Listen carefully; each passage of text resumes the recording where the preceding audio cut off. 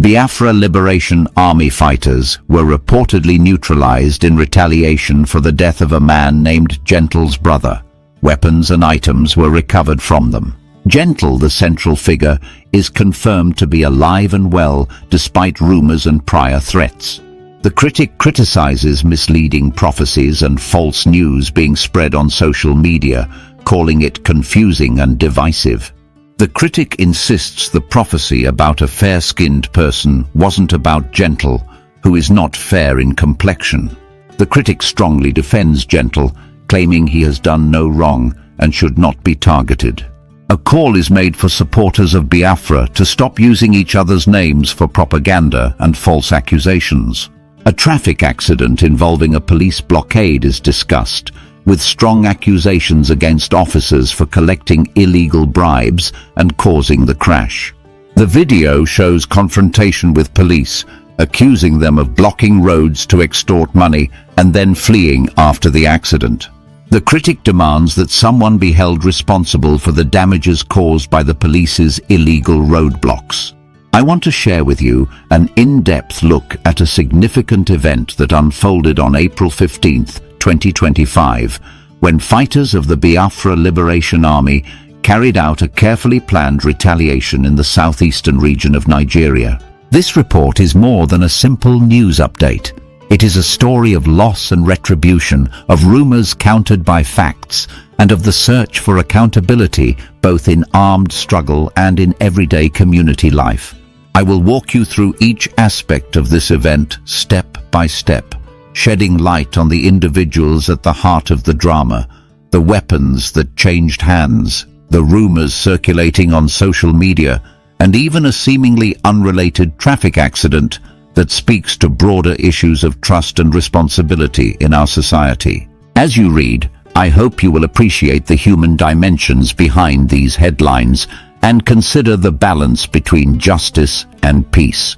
In the early hours of April 15th, 2025, a group of armed fighters acting under the banner of the Biafra Liberation Army moved swiftly to confront a faction that had been blamed for the killing of the brother of their leader, Commander Gentle.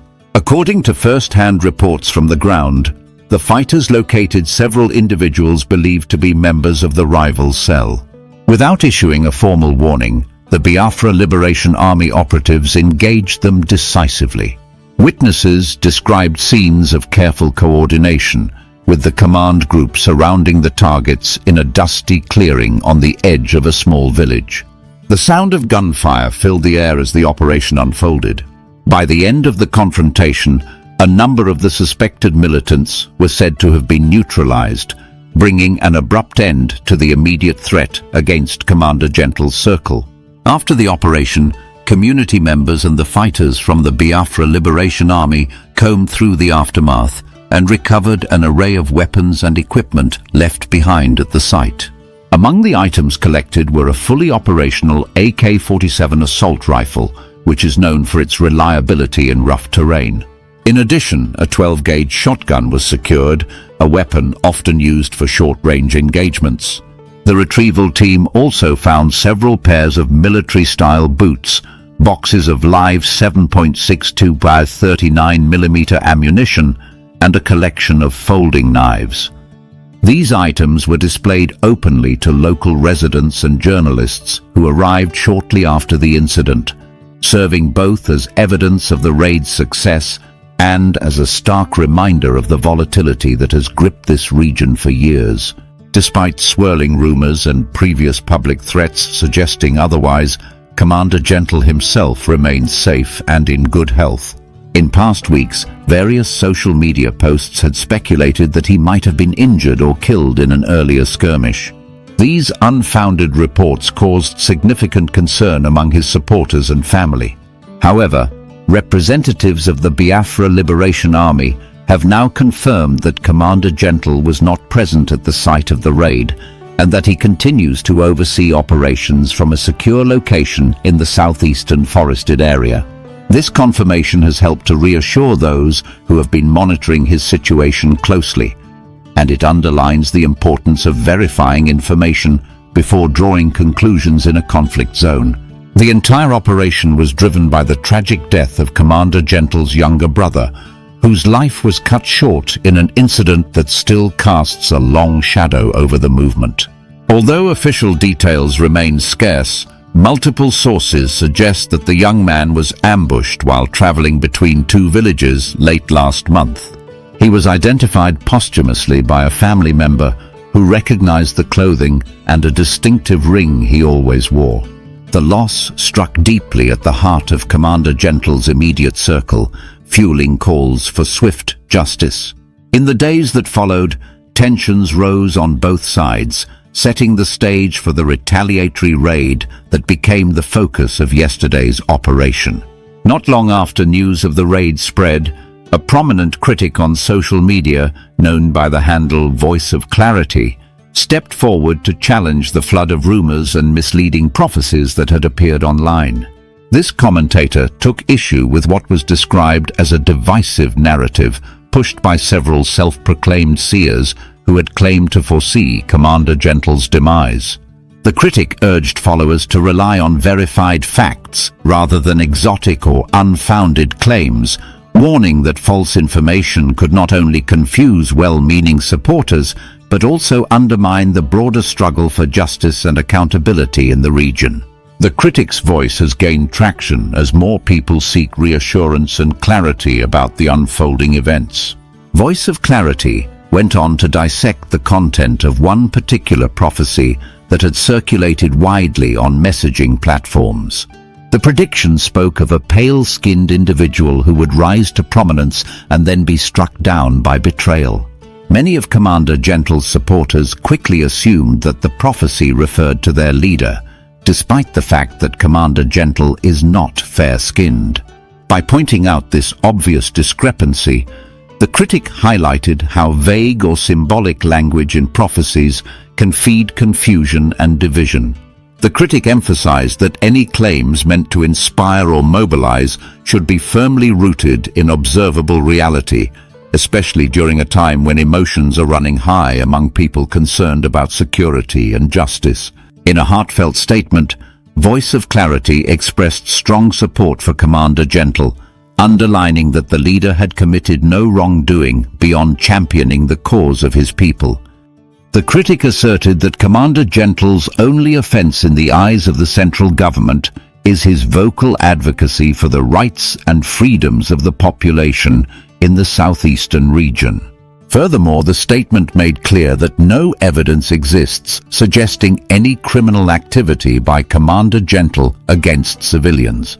This public defense aimed to shield Commander Gentle from unjust attacks, while also reminding observers that true leadership often attracts controversy and misinterpretation when it challenges established power structures. Beyond personal defense, the critic issued a plea to all those who support the movement for self-determination.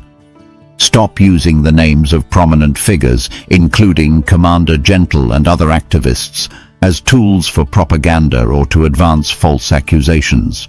The critic warned that assigning blame without proof erodes trust within the community and distracts from the real work of seeking peaceful and lawful solutions.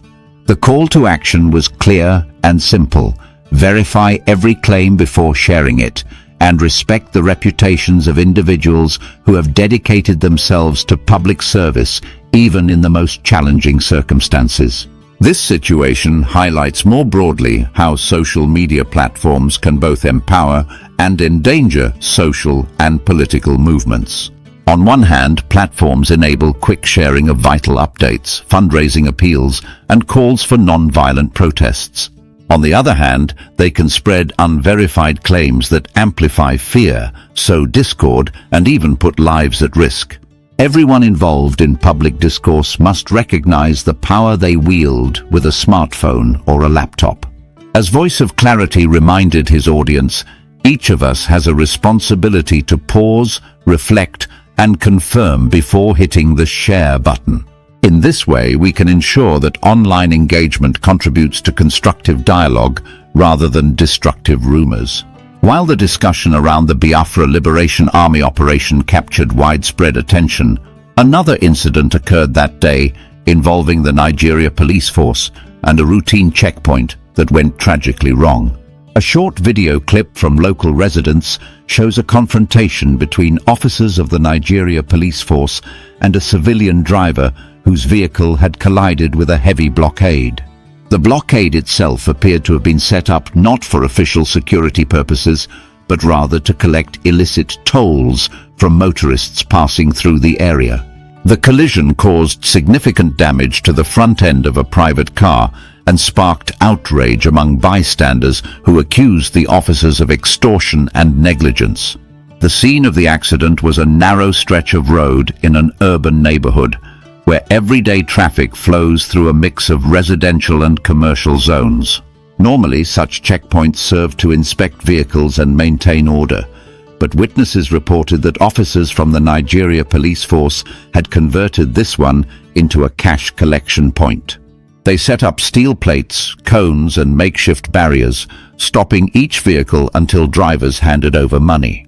On the afternoon of April 15, 2025, a driver attempting to maneuver past the blockade misjudged the space and struck one of the barriers. The resulting crash reverberated through the streets, and within moments a gathering crowd was demanding answers. Local residents claimed that the officers manning the checkpoint had been routinely demanding between 500 and 1,000 naira from each motorist, under threat of fines or arrest. While such sums may seem small individually, they add up over time, putting a strain on commuters and small business owners in the community. On that day when the collision occurred, tempers flared. One witness reported hearing a uniformed officer shout at the driver to pay up or risk being held overnight. Confronted with the unexpected collision and the sudden attention of a crowd, several officers abandoned their posts and hurried away from the scene, leaving the damaged vehicle and the barrier behind. The video footage shot by a nearby shopkeeper captures the immediate aftermath of the crash in vivid detail. It shows the private vehicle's windshield cracked and the front bumper bent out of shape. A few officers in dark green uniforms can be seen hesitating before retreating down the road, clutching their service rifles. Meanwhile, residents are heard shouting questions, demanding to know why the road had been blocked in the first place. One man, near the camera, insisted that a senior officer should return to explain the reason for the blockade and to take responsibility for the damage. The raw exchange in the video underscored growing public frustration with perceived impunity and corruption within parts of the police force. In the minutes following the recording, the crowd coalesced into an ad hoc committee demanding that a police representative step forward. They insisted that the Nigeria police force either reimburse the vehicle's owner for repairs or provide an official explanation for the illegal blockade. Someone pointed out that no formal stop and search orders had been posted and that no legitimate sign indicated that the checkpoint was sanctioned by the area's police command.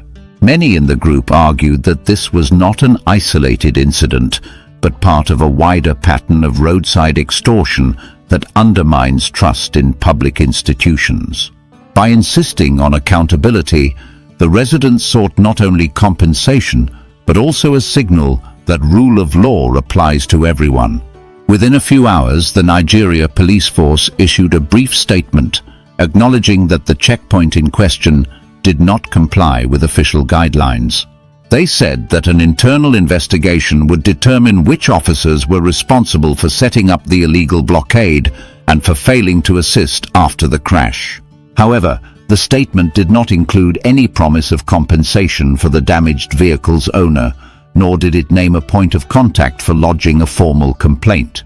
Many observers noted that unless concrete steps are taken to discipline wrongdoing and to make restitution, public trust will continue to erode, fueling resentment and further destabilizing community relations with security forces. Both the operation by the Biafra Liberation Army and the police blockade incident reveal the fragile nature of trust in regions operating on the edge of state authority. When non-state armed groups feel compelled to administer their own brand of justice, And when state security forces engage in predatory practices, everyday citizens find themselves caught between two forms of power that may both abuse their rights. In such an environment, the search for justice becomes tangled with cycles of retaliation and rumor, and the need for credible institutions becomes all the more urgent. It is in this context that voices like Voice of Clarity seek to remind all parties of the importance of truth, transparency, and restraint.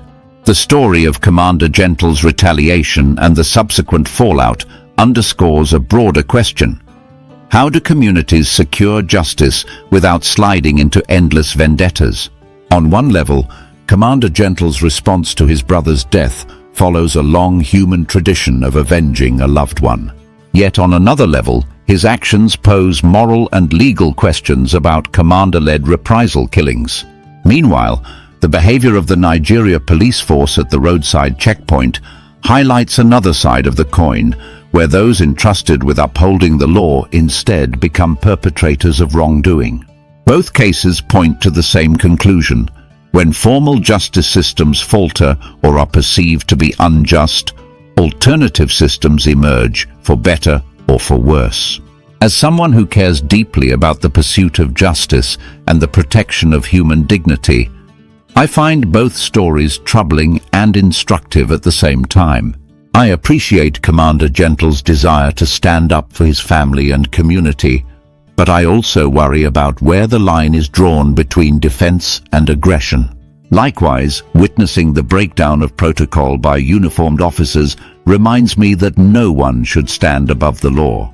At its core, this situation challenges each of us, whether we live in the region or far away, to consider what we owe to one another as fellow human beings, and how we can build processes that honor accountability without resorting to violence or intimidation. Looking ahead, open dialogue among community leaders, civil society and security institutions is essential. Communities affected by the Biafra Liberation Army's actions need forums for grievances to be addressed through mediation and legal means instead of armed confrontation. The Nigeria police force must enforce clear guidelines for checkpoints, ensure every operation respects motorists' rights, and discipline officers who violate rules, reinforcing that no individual or group is above scrutiny, and strengthening peaceful dispute resolution can help transform cycles of revenge and corruption into opportunities for genuine cooperation and long-term peace. Thank you for following this account and sharing responsibly. Please take care of one another always. This is the end of our news update. Please click the icon on the top right corner of your screen to watch my next video. You will enjoy it. I will see you again in my next update. Enjoy the rest of your day. Goodbye for now.